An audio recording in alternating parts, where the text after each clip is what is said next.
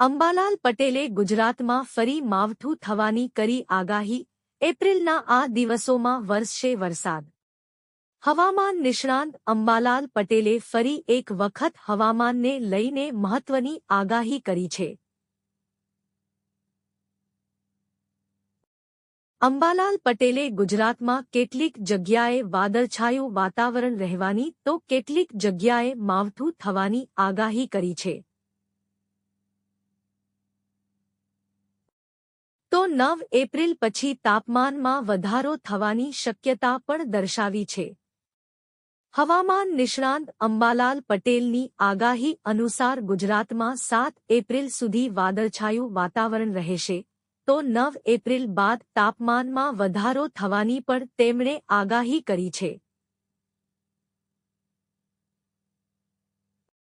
તો બીજી તરફ અંબાલાલ પટેલે 12 થી 18 એપ્રિલ દરમિયાન માવઠું થવાની સંભાવના વ્યક્ત કરી છે.